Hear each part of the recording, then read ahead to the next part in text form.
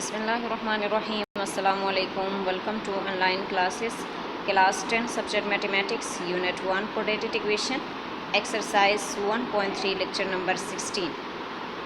Exercise 1.3 में दो question मैं आपको करवा चुकी हूँ।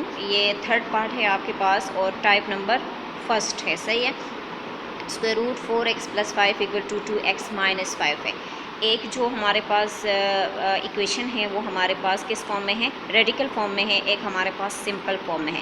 तो सबसे पहले हम रेडिकल फॉर्म को ख़त्म करना चाहते हैं, तो इसके जो रेडिकल है इसको ख़त्म करने के लिए, स्क्वायर रूट को ख़त्म करने के लिए हम क्या कर लेंगे, स्क्वायर ले लेंगे। पहले तो हमने इसको इक्वेशन 1 का नाम दिया। इसके बाद यहाँ से स्क्वायर रूट हटाने के लिए हम क्या कर रहे हैं, स्क्वायर कर रहे हैं, बोथ साइड पे स्क्वायरिंग कर रहे हैं, सही। Taking squaring on both side. अब यहाँ से हम इसके ऊपर भी स्क्वायर ले रहे हैं, हम इसके ऊपर भी स्क्वायर ले रहे हैं।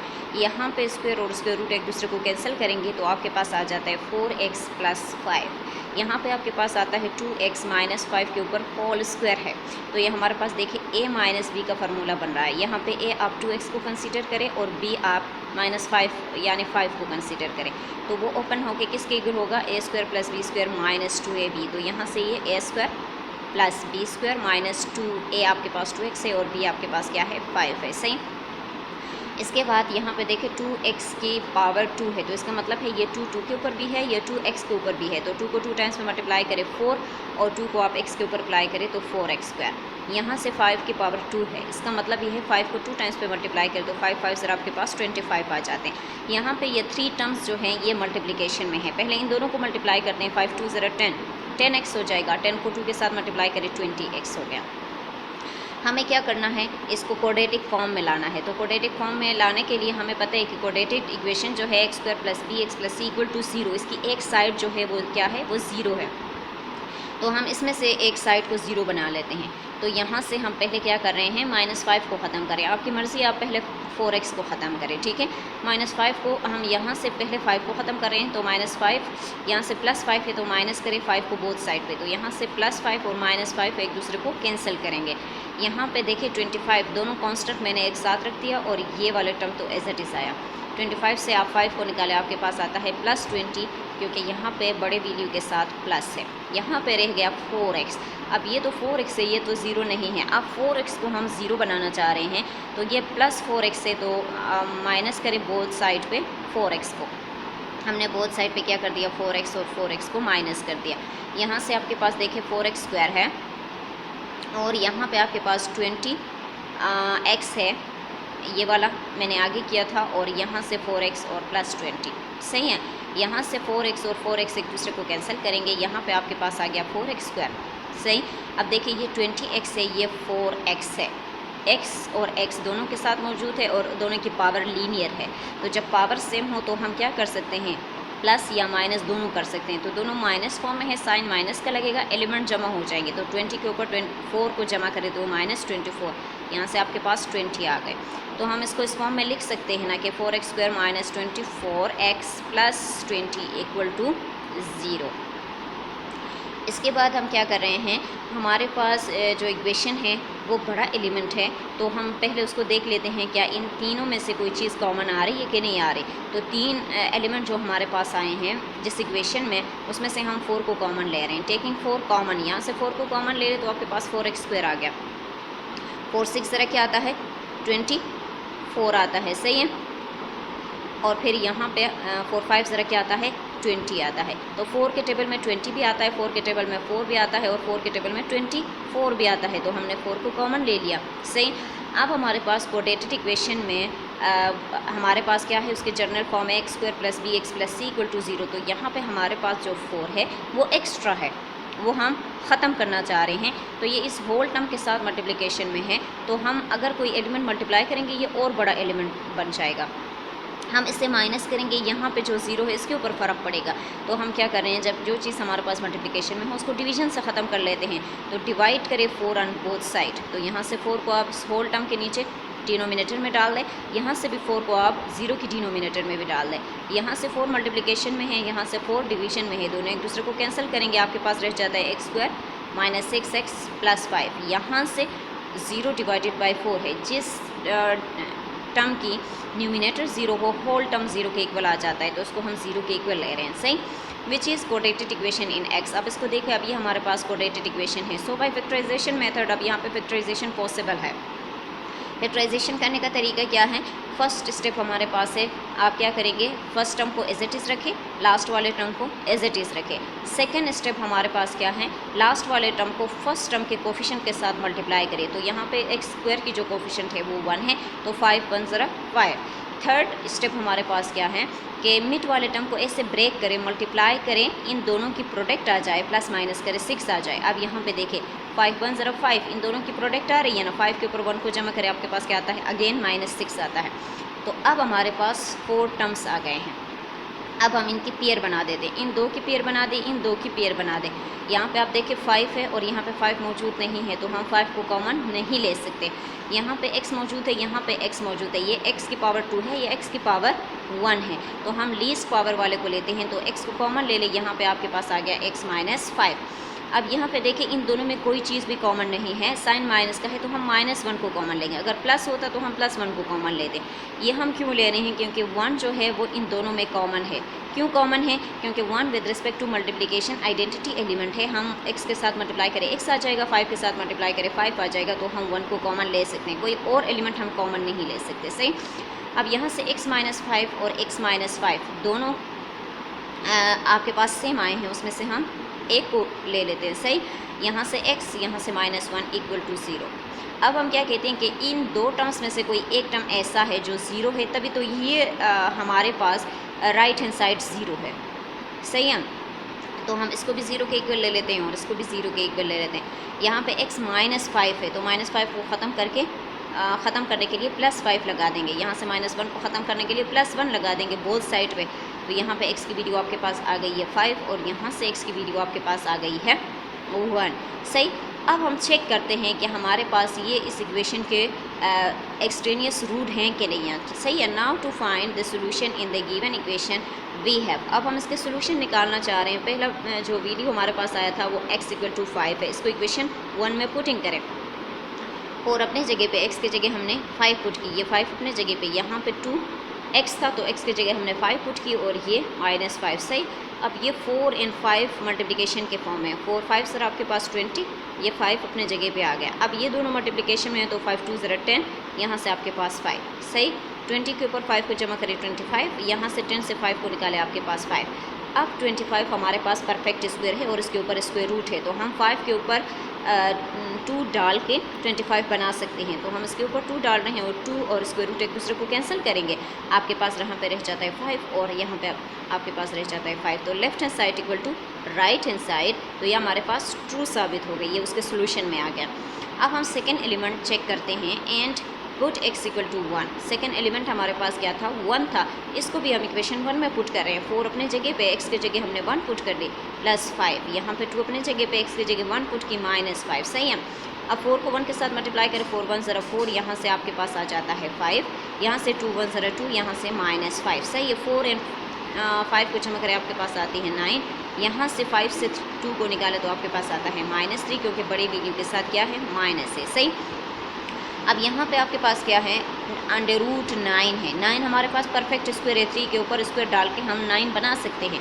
तो यहाँ से आप 3 के ऊपर स्क्वायर डाल दें, तो स्क्वायर और स्क्वायर रूट एक दूसरे को कैंसिल कर रहे हैं, यहाँ पे आ जाता है 3, यहाँ पे आ जाता है -3। कभी भी 3 और -3 एक दूसरे के इक्वल नहीं हो सकते, तो ये हमारे पास क्या है, ये फॉल्स है।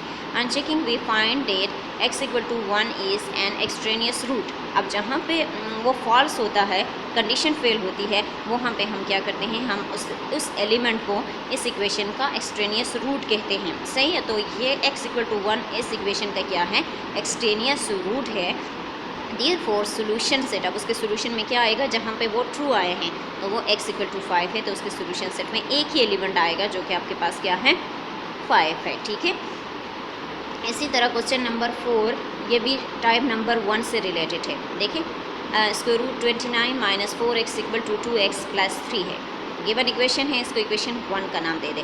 यहाँ से हम सबसे पहले रेडिकल फॉर्म को ख़त्म करना चाह रहे हैं, स्क्वायर रूट को हटाना चाह रहे हैं, तो स्क्वायर रूट को हटाने के लिए हम हमेशा स्क्वायर ले लेंगे बोथ साइड पे। यहाँ से आप स्क्वायर ले लें और यहाँ से आप स्क्वायर ले लें। यहाँ से स्क्वायर और स्क्वायर रूट एक दूसरे को कैंसिल करेंगे, आपके पास यहाँ पे रह जाता है 29 माइनस 4x। यहाँ पे देखिए a प्लस बी का ऑल स्क्वायर का फॉर्मूला बन रहा है। यहाँ पे a आपके पास 2x और b आपके पास क्या है 3 है। a प्लस बी का स्क्वायर आपके पास बन रहा है, वो ओपन होकर किसके इक्वल होगा, a square plus b square plus 2ab। तो यहाँ पे आपके पास देखिए a square plus b square plus 2ab, सही है। अब हम ये टर्म तो हमारे पास एज इट इज़ आ रहा है। अब ये 2x की पावर 2 है, इसका मतलब है ये 2 के साथ भी है, ये 2x के साथ भी है। 2 ज़रा 4 और फिर x के ऊपर स्क्वायर। अब 3 के ऊपर पावर जो है वो 2 है, तो 3 ज़रा आपके पास 9 और यहाँ से ये 3 टर्म्स मल्टीप्लिकेशन में है। 3 ज़रा 6x और 6 ज़रा आपके पास क्या आता है 12x आपके पास आ जाएगा। अब ये टर्म्स तो हमारे पास आ गए हैं, लेकिन हमें इक्वेशन को क्या बनाना है, कोऑर्डिनेट इक्वेशन बनाना है।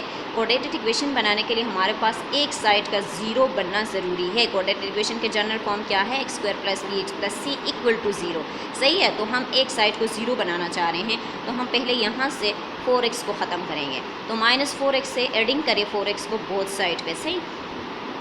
यहाँ से आपके पास आ गया 29, यहाँ से माइनस 4x था प्लस 4x हमने बोथ साइड पे डाल दी। यहाँ पे 4x square plus 9 minus 12x plus 4x, सही है।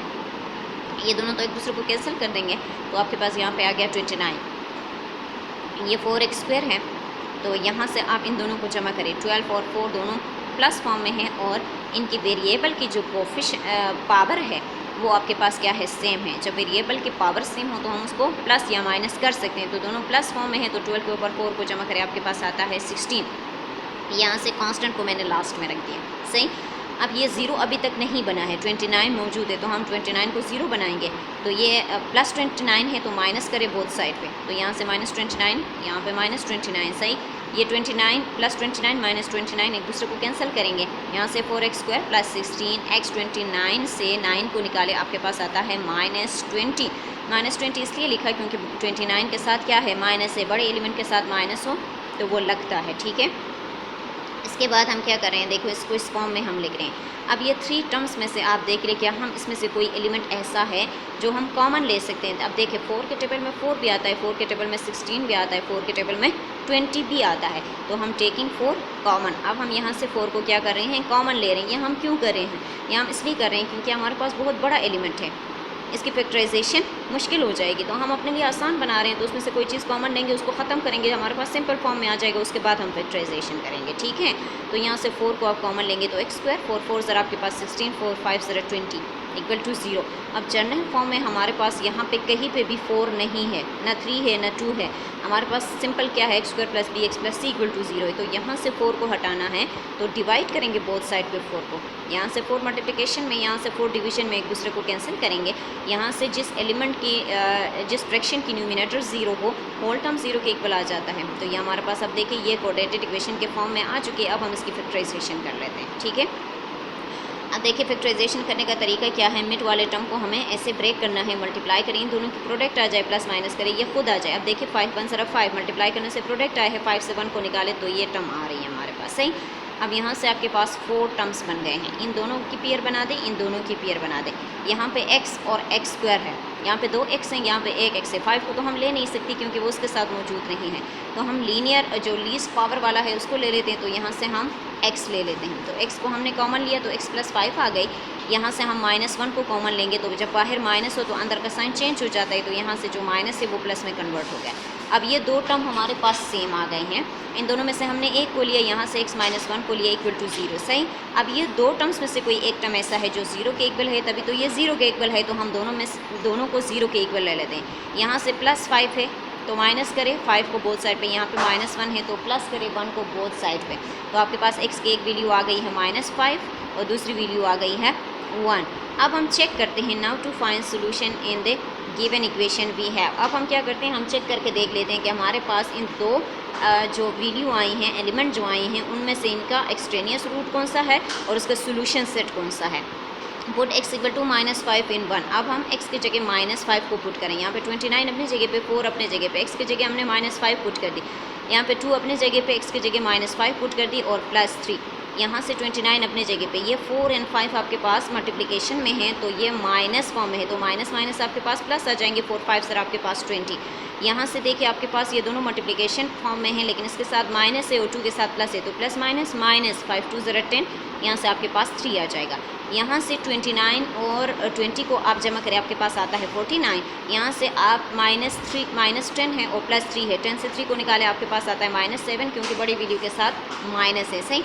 अब 49 हमारे पास परफेक्ट स्क्वायर है, तो 7 के ऊपर पावर डाल के 49 बनाया जा सकता है, तो 7 के ऊपर हमने स्क्वायर डाल दिया तो वो स्क्वायर रूट के साथ कैंसिल आउट हो गए। एक आपके पास आ गया 7, दूसरे आपके पास आ गए -7। कभी भी 7 -7 के इक्वल नहीं आ सकता, तो ये क्या है, रॉन्ग है, गलत है, तो ये फॉल्स है।